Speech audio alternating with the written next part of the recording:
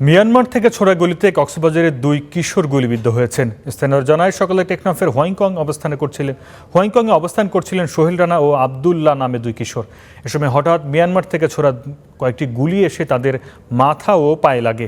পরে স্থানীয়রা তাদের উদ্ধার করে হাসপাতালে নিয়ে যায়। এই ঘটনায় আতঙ্ক ছড়িয়ে পড়েছে সীমান্ত এলাকায়। নিরাপত্তা জোরদার করেছে বিজিবি।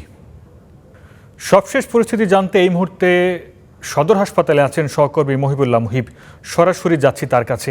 মুহিব, আহতদের শারীরিক অবস্থা এখন কেমন আর চিকিৎসকরা কি বলছেন? আরিফ, আপনি জানেন যে মিয়ানমার সীমান্ত কিন্তু প্রতিনিয়ত আক্রান্ত করছে বাংলাদেশকে। বাংলাদেশ সীমান্তবর্তী যে যারা বসবাসরত রয়েছেন তারা কিন্তু খুবই ঝুঁকিপূর্ণ অবস্থায় রয়েছে। আমরা গতকালকে আমাদের সহকর্মীদের প্রতিবেদনে দেখছিলাম যে মিয়ানমার আসলে কতটা ভয়ঙ্কর হচ্ছে, বিশেষ করে রাখাইনে যারা নিয়ন্ত্রক আরাকান আর্মি তাদের যে ভয়ঙ্কর পরিস্থিতি সেটি আমরা প্রতিনিয়ত দেখতে পাচ্ছি।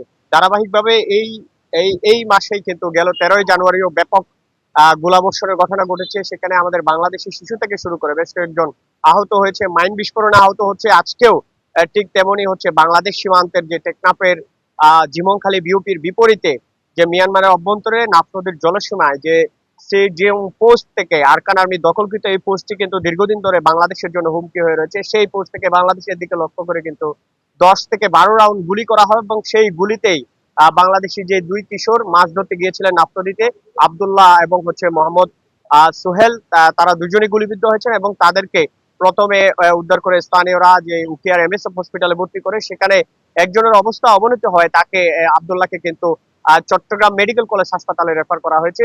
তিনি এই মুহূর্তে চট্টগ্রাম মেডিকেল কলেজ হাসপাতালের উদ্দেশ্যে তার অ্যাম্বুলেন্সটি রওনা হয়েছে এবং অপরজনকে যে প্রাথমিক চিকিৎসা শেষে কিন্তু কক্সবাজার সদর হাসপাতালে আনা হয়েছে। তার চিকিৎসা এখানে চলছে।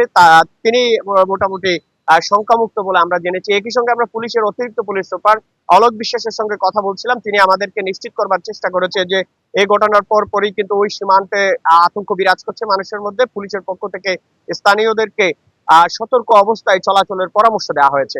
এই ছিল আরিফ সীমান্তের পরিস্থিতি। ধন্যবাদ মুহিব।